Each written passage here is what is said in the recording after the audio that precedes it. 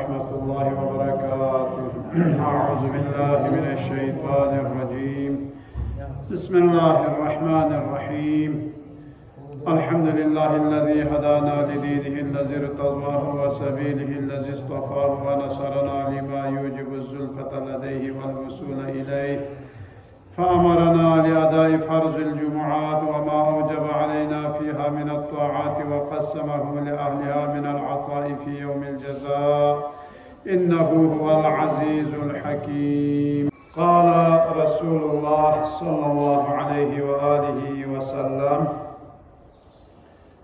ألا ومن مشى إلى مسجد يطلب فيه الجماعة كان له بكل خطوة 70,000 حسنة، ويرفع له من الدرجات من ذلك، وإن مات وهو على ذلك وكل الله به 70,000 ملك يعودونه في قبره ويونسونه في وحدته ويستغفرون له حتى يبعث. آتے ہیں مسجد کی طرف قدم اٹھانا بھی عبادت، اس بارے میں فرماتے ہیں رسول خدا: الا آگاہ ہو جاؤ مسلمانوں، من مشى الى مسجد يطلب فيه الجماعة، جو شخص مسجد کی طرف جاتا ہے کس لیے؟ جماعت، نماز جماعت میں شرکت کرنے کے لیے، تو اللہ تعالی اس کے ہر قدم پر 70,000 حسنہ لکھ دیتے ہیں. 70,000 حسنہ ایک ایک قدم کے اوپر. پھر فرماتے ہیں 70,000 درجہ عطا کرتا ہے. اور اگر اسی حالت میں اگر وہ شخص مر جائے، یعنی ہمیشہ وہ مسجد کی طرف آتے رہے، مسجد میں نماز پڑھتے رہے، بعض دفعہ یہ جو ہمارے بزرگان جو بوڑھے ہو جاتے ہیں، بہرحال افسوس کرتے ہیں، روتے ہیں کہ ایک کاش ہم بھی مسجد میں یعنی پہنچ سکتے، لیکن ان کے لیے خدا تعالیٰ وہی ثواب جو آپ اور ہم جوانی میں جو ثواب کا کام کرتے رہے، اس کا ثواب جو ہے ہمارے بیمار ہونے کے بعد اگر ہم وہ اعمال انجام نہیں دے پاتے، پھر بھی وہ اعمال جو ہے وہ لکھتے رہتے ہیں. ملائکہ کو حکم ہوتا ہے کہ اس کا ثواب جو ہے وہ مرتے دم تک لکھتا رہے. تو فرماتے ہیں کہ یہاں پر 70,000 حسنہ عطا کرے گا، 70,000 درجہ عطا کرے گا. اگر وہ اسی حالت میں مر جائے تو 70,000 ملائکہ جو ہے اس کے تشییع جنازہ کرے گا. وہ 70,000 ملائکہ تشییع جنازہ جو ہے وہ قبر میں اس کے لیے تنہائی کے موقع پر اس کا مونس اور غمخوار بنے گا. یہ مسجد کا اتنا ثواب ہے، اور اس لیے یعنی قیامت تک اس کے لیے استغفار کرتے رہیں گے یہ 70,000 ملائکہ. یہ مسجد میں آنے کا ثواب ہے. کیا چاہیے آپ اور ہمیں؟ کیا اس سے بھی زیادہ ہمیں ثواب چاہیے؟ اس لیے کہ مسجد میں آنے کے جو کئی حکمات ہیں. ایک تو انفرادی ہے، ایک اجتماعی ہے. اس لیے نماز جماعت کا جو ہے زیادہ یعنی ہمارے لیے احکام ہے، کیونکہ جماعت ہی کو جو ہے خدا تعالیٰ نے فضیلت دی ہے. انفرادی طور پر جو اعمال انجام دیتے ہیں اس سے زیادہ بڑھ کر جو ہے وہ اجتماعی طور پر جو آپ عبادت انجام دیتے ہیں اس کے زیادہ ثواب اور زیادہ فوائد ہیں.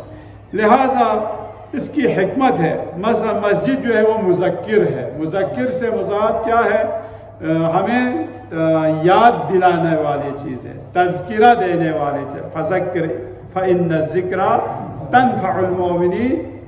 مسجد میں اگر آپ اور ہم آتے رہتے ہیں تو اس کا مطلب یہ ہے کہ ہمیں خدا یاد آتا ہے. دوسرے خدائی لوگوں کو دیکھ کر ہمیں بھی کچھ عبرت حاصل ہو جاتی ہے. تو فرماتے ہیں کہ یہ ہمیں تذکر دینے والی ہے، اللہ کی یاد ہمارے دل میں ڈالتی ہے مسجد، خصوصاً جس مسجد میں زیادہ اجتماع ہو. یہ فردی حکمت ہے. اس کے لیے تشویق دلاتی ہے کہ گھر میں بھی ایک خاص جگہ انسان جو ہے وہ بطور یعنی مسجد مختص کرے، جگہ مختص رکھے. علیکم السلام. یعنی گھر میں اگر آپ نماز پڑھتے ہیں کبھی تو ایک خاص مقام جو ہے مختص رکھیں، اس کو صاف رکھیں، وہ یا بچوں کے مطلب وہاں پر پہنچ سے جو ہے وہ دور رکھے اور وہاں پر جو ہے ذکر پڑھتا رہے، کیونکہ روایت ہے اگر انسان جانکاری کے عالم میں اگر اس کے لیے مشکل ہو جائے تو اس جگہ پر لے جاؤ جہاں پر وہ نماز پڑھتا ہے، گھر کے اس یعنی کونے میں رکھ دو کہ جہاں پر وہ نماز پڑھتا تھا، تاکہ اس کے لیے آسانی ہو۔ اس لیے فرمایا کہ یا ابا ذر من اجاب داعی اللہ واحسن عمارت مساجد اللہ کان ثوابہ من اللہ الجنہ۔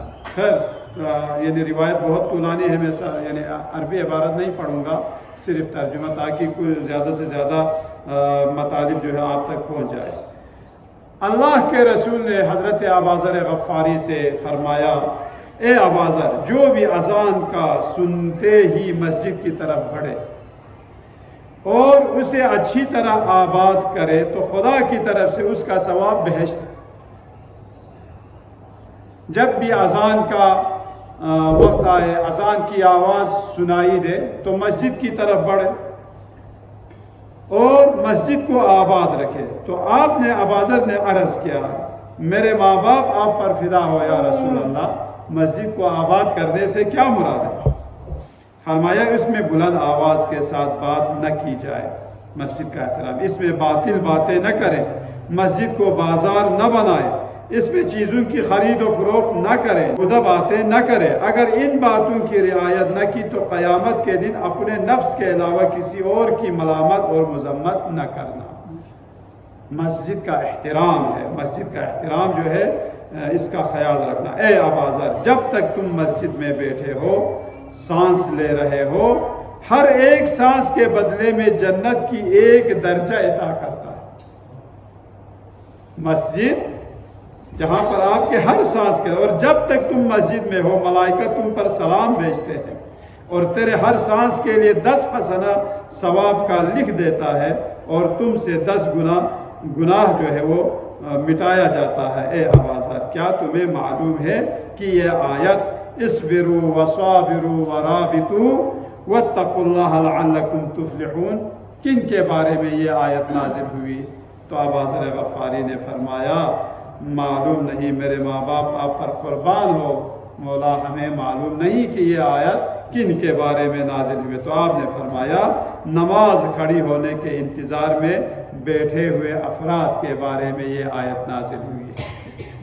یعنی نماز کا بھی وقت ہونے والا ہے، آپ جو ہے نماز کے انتظار میں، نماز جماعت شروع ہونے کے انتظار میں جو مسجد میں بیٹھتے ہیں ان کے لیے فرماتے اصبروا وصابروا ورابطوا واتقوا اللہ لعلکم تفلحون۔ فلاح پانے والوں میں پس اے ابا ذر باوضو رہنا گناہوں کا کفارہ، اور جو بہت سردی میں بھی شاداب اور مسجد میں زیادہ آمد و رفت کرتے ہیں یہی لوگ رباط ہیں، ورابطو والے یہی لوگ ہیں۔ اے ابا ذر اللہ کا ارشاد ہے کہ میں بندگان خدا میں سے بعض گروہ کو بہت زیادہ دوست رکھتا ہوں، وہ 2 ہیں۔ کون لوگ ہیں؟ یہ جو میری خاطر ایک دوسرے سے محبت کرتے ہیں، الحب للہ والبغض للہ، اور ان کے دل مسجدوں سے جڑے ہوتے ہیں اور وقت سحر استغفار کرتے ہیں۔ آپ اور ہم اگر کسی سے محبت کرتے تو بھی خدا کی خاطر، اگر کسی سے دشمنی کرتے ہیں تو بھی خدا کی خاطر۔ اگر ایسے لوگ کسی معاشرے میں موجود ہو اور میں اس معاشرے پر عذاب نازل کرنا چاہتا ہوں تو ان افراد کو دیکھ کر عذاب نازل کرنے سے رک جاتا ہوں اور عذاب کو اس معاشرے سے ٹال دیتا ہوں۔ کن کی وجہ سے؟ اہل مسجد کی وجہ سے۔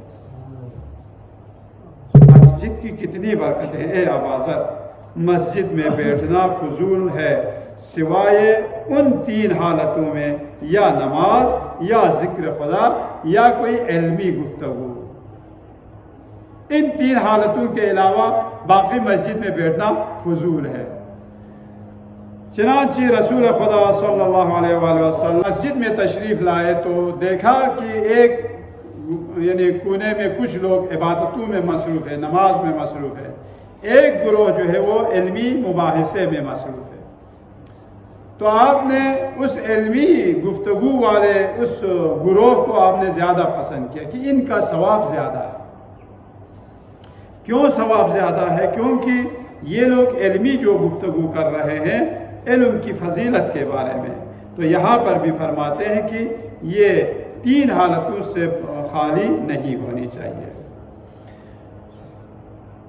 اس کے بعد مسجد میں نہ آنے والوں کی مذمت بہت خطرناک ہے، روایات جو ہے بہت زیادہ خطرناک ہے۔ خدا ہمیں جو ہے ان چیزوں سے ہمیں دور رکھے۔ فرماتے ہیں کہ قال رسول اللہ من کان جار بیت اللہ ولم یحضر الجماعۃ 3 ایام متوالیات فعلیہ لعنۃ اللہ والملائکۃ والناس اجمعین۔ جو شخص مسجد کا پڑوس ہے، پڑوس میں رہنے والا، پڑوس سے مراد کیا ہے؟ مسجد کی اذان کی آواز جہاں تک آئے وہ پڑوس ہے۔ مسجد کے پڑوس میں رہتا ہے لیکن 3 دن تک بغیر کسی عذر کے وہ مسجد میں نماز جماعت میں شریک نہ ہو، تو اس پر خدا کی لعنت ہے، تمام ملائکہ کی لعنت ہے، اور تمام یعنی انسانیت کی لعنت ہے۔ فَإِن تَزَوَّجَ فَلَا تَزَوَّجُوهُ، اگر وہ تم سے کوئی رشتہ مانگے اپنی بیٹی کا، اس کو رشتہ مت دو۔ کتنا خطرناک ہے۔ وَإِن مَرِضَ فَلَا تَعُودُوهُ، اگر وہ بیمار ہو جائے اس کے عیادت کے لیے مت جاؤ۔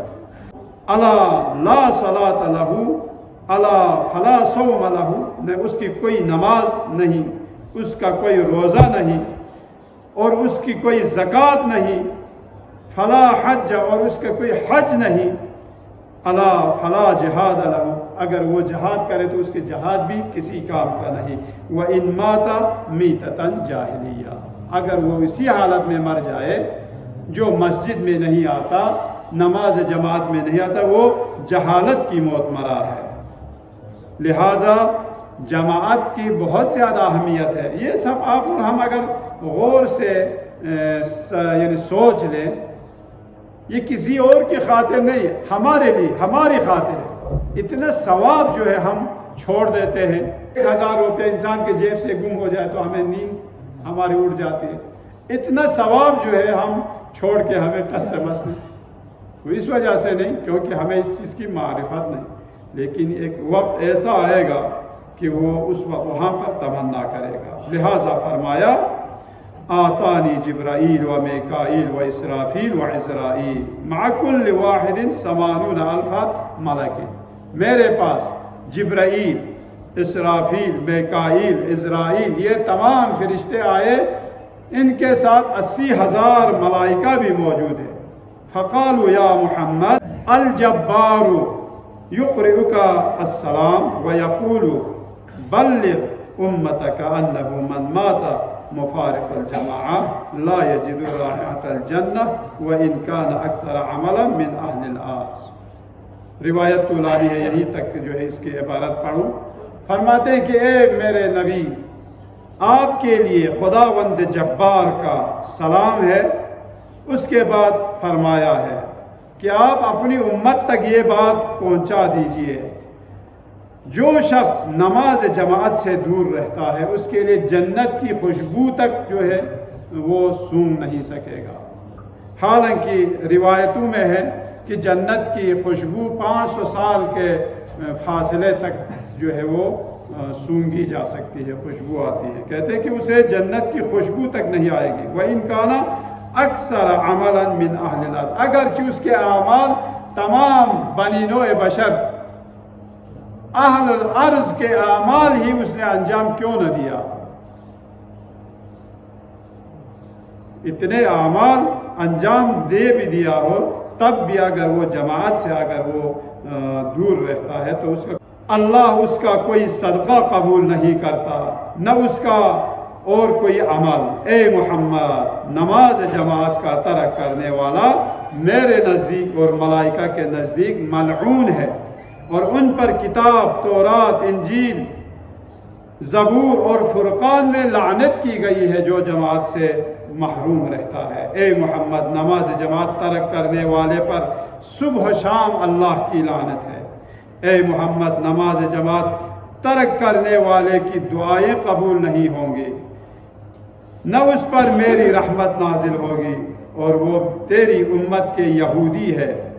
اگر وہ بیمار ہو جائے تو اس کی عیادت نہ کرو، اگر وہ مر جائے تو اس کی تشییع جنازہ نہ کرو، اگر روئے زمین پر وہ چلنے والوں میں سب سے زیادہ بدتر اور مبغوض شخص ہے جو نماز جماعت میں شرکت نہیں کرتا۔ اے محمد، میں نے سارے ذی روح کو حکم دیا ہے کہ وہ تارک نماز جماعت پر لعنت کرے۔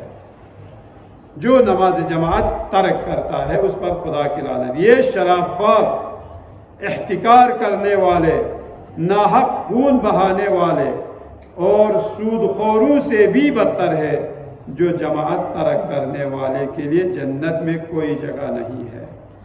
اس کے بعد فرمایا ما من یوم الا وملک ینادی فی المقابر من تغبزون فیقولون اہل المساجد یصلون ولا تقدر ویصومون ولا تقدر۔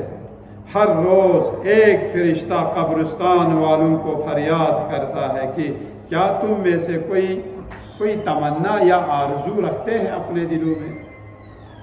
مرنے والوں سے ملائکہ جو ہے ہر روز پوچھتے ہیں تمہاری کوئی آرزو اور کوئی تمنا ہے؟ تو وہ لوگ جواب دیں گے ہماری دو تمنائیں۔ وہ کیا ہے؟ اے کاش ہم مسجدوں میں نماز پڑھنے والوں میں شریک ہوتے، جو جماعت میں یا مسجدوں میں نماز پڑھنے کی ہمیں دوبارہ موقع ملتا۔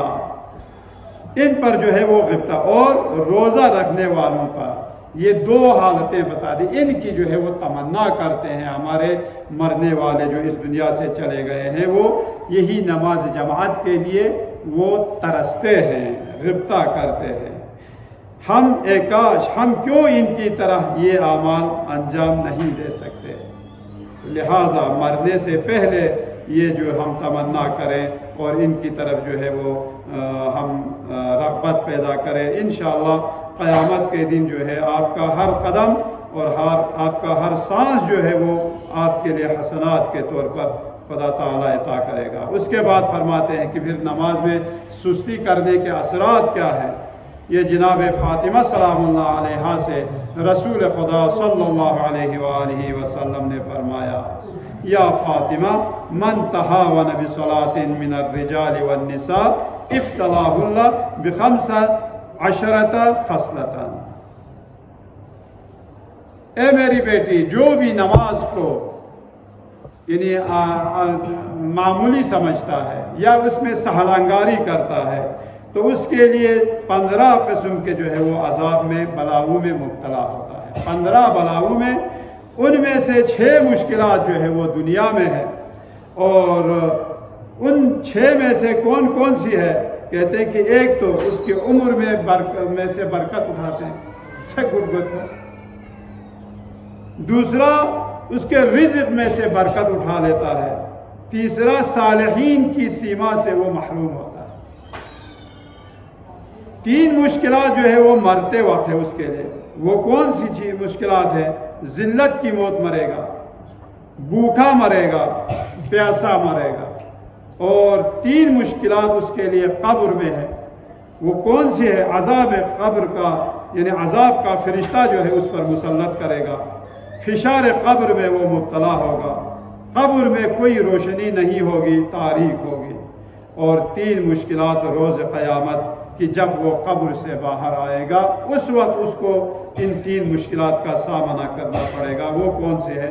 اللہ تعالیٰ ایک فرشتے کو اس پر موکل کرے گا جو اس کو لوگوں کے سامنے جو ہے وہ گھسیٹتا رہے گا، اور اس سے حساب کتاب سخت لیا جائے گا اور اللہ کی نظر کرم سے وہ محروم ہوگا۔ لہٰذا نماز جماعت کی اہمیت بہت زیادہ ہے۔ انشاءاللہ یہ جو ہے ہمیں قیامت کے دن اس کا ہمیں احساس ہوگا۔ وہاں پر جب آپ کو اتنے سارے جو ثواب جو آپ کو عطا ہوگا، اس وقت ہماری خوشی اور عید کا دن ہوگا، لہٰذا اس دنیا میں جب تک ہم زندہ ہیں اس وقت تک نماز جماعت، مسجد، ان چیزوں کو اہمیت دے، اور انشاءاللہ یہی ہماری زندگی میں بھی اور ہمارے رزق روزی میں بھی اور آپ کے تمام معاملات میں برکت کا باعث ہو۔ صلوات پڑھے محمد و آل محمد۔